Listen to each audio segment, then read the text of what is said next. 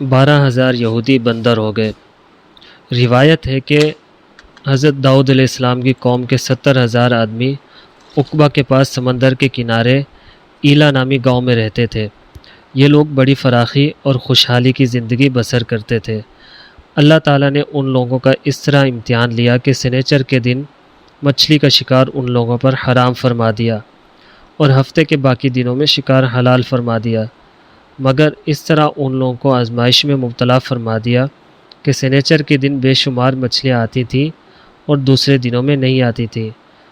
تو شیطان نے ان لوگوں کو یہ ہلا بتا دیا کہ سمندر سے کچھ نالیاں نکال کر خشکی میں چند حوض بنا لو، اور جب سنیچر کے دن ان نالیوں کے ذریعے مچھلیاں حوض میں آ جائیں تو نالیوں کا منہ بند کر دو اور اس دن شکار نہ کرو، بلکہ دوسرے دن آسانی کے ساتھ ان مچھلیوں کو پکڑ لو۔ ان لوگوں کو یہ شیطانی ہیلا بازی پسند آ گئی، اور ان لوگوں نے یہ نہیں سوچا کہ جب مچھلیاں نالیوں اور حوضوں میں مقید ہو گئی تو یہی ان کا شکار ہو گیا، تو سنیچر کے دن شکار کرنا پایا گیا جو ان کے لیے حرام تھا۔ اس موقع پر ان یہودیوں کے 3 گروہ ہو گئے۔ کچھ لوگ ایسے تھے جو شکار کے اس شیطانی ہیلے سے منع کرتے رہے اور ناراض و بیزار ہو کر شکار سے باز رہے۔ دوسرے وہ لوگ جو اس کام کو دل و جان سے برا جان کر خاموش رہے، دوسروں کو منع نہ کرتے تھے، بلکہ منع کرنے والوں سے یہ کہتے تھے کہ تم لوگ ایسی قوم کو کیوں نصیحت کرتے ہو جنہیں اللہ تعالیٰ ہلاک کرنے والا یا سخت سزا دینے والا ہے۔ نمبر 3، اور کچھ وہ سرکش و نافرمان لوگ تھے جنہوں نے حکم خداوندی کی اعلانیہ مخالفت کی اور شیطان کی ہلا بازی کو مان کر سنیچر کے دن شکار کر لیا اور ان مچھلیوں کو کھایا اور بیچا بھی۔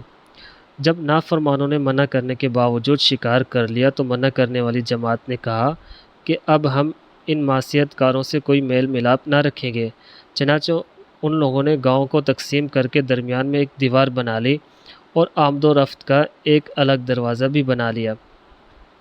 حضرت داؤد علیہ السلام نے غضبناک ہو کر شکار کرنے والوں پر لعنت فرمائی۔ اس کا یہ اثر ہوا کہ ایک دن خطا کاروں میں سے کوئی باہر نہیں نکلا، تو انہیں دیکھنے کے لیے کچھ لوگ دیوار پر چڑھ گئے تو کیا دیکھا کہ وہ سب بندروں کی صورت میں مسخ ہو گئے ہیں۔ اب لوگ ان مجرموں کا دروازہ کھول کر اندر داخل ہوئے تو وہ بندر اپنے رشتہ داروں کو پہچانتے تھے اور ان کے پاس آ کر ان کے کپڑوں کو سونگھتے تھے اور زار و زار روتے تھے، مگر لوگ ان بندر بن جانے والوں کو نہیں پہچانتے تھے۔ ان بندر بن جانے والوں کی تعداد 12,000 تھی۔ یہ سب 3 دن تک زندہ رہے اور اس درمیان میں کچھ بھی کھا پی نہ سکے، بلکہ یوں ہی بھوکے پیاسے سب کے سب ہلاک ہو گئے۔ شکار سے منع کرنے والا گروہ ہلاکت سے سلامت رہا، اور صحیح قول یہ ہے کہ دل سے برا جان کر خاموش رہنے والوں کو بھی اللہ تعالیٰ نے ہلاکت سے بچا لیا۔ اس واقعے کا اجمالی بیان تو سورۃ بقرہ کی اس آیت میں ہے، وَلَقَدْ عَلِمْتُمُ الَّذِينَ اعْتَدَوْا مِنْكُمْ فِي السَّبْتِ فَقُلْنَا لَهُمْ كُونُوا قِرَدَةً خَاسِئِينَ۔ ترجمہ کنز ایمان، اور بے شک ضرور تمہیں معلوم ہے تم میں کہ وہ جنہوں نے ہفتے میں سرکشی کی تو ہم نے ان سے فرمایا کہ ہو جاؤ بندر دھتکارے ہوئے۔ اور مفصل واقعہ سورہ اعراف میں ہے جس کا ترجمہ یہ ہے، اور ان سے حال پوچھو اس بستی کا کہ دریا کنارے تھی، جب ہفتے کے بارے میں حد سے بڑھتے، جب ہفتے کے دن ان کی مچھلیاں پانی پر تیرتی ان کے سامنے آتی، اور جو دن ہفتے کا نہ ہوتا نہ آتی۔ اس طرح ہم انہیں آزماتے تھے ان کی بے حکمی کے سبب۔ اور جب ان میں سے ایک گروہ نے کہا کیوں نصیحت کرتے ہو ان لوگوں کو جنہیں اللہ ہلاک کرنے والا ہے یا انہیں سخت عذاب دینے والا ہے، بولے تمہارے رب کے حضور معذرت کو اور شاید انہیں ڈر ہو۔ پھر جب وہ بھلا بیٹھے جو نصیحت انہیں ہوئی تھی، ہم نے بچا لیے وہ جو برائی سے منع کرتے تھے، اور ظالموں کو برے عذاب میں پکڑا بدلہ ان کی نافرمانی کا۔ پھر جب انہوں نے ممانعت کے حکم سے سرکشی کی، ہم نے ان سے فرمایا ہو جاؤ بندر دھتکارے ہوئے۔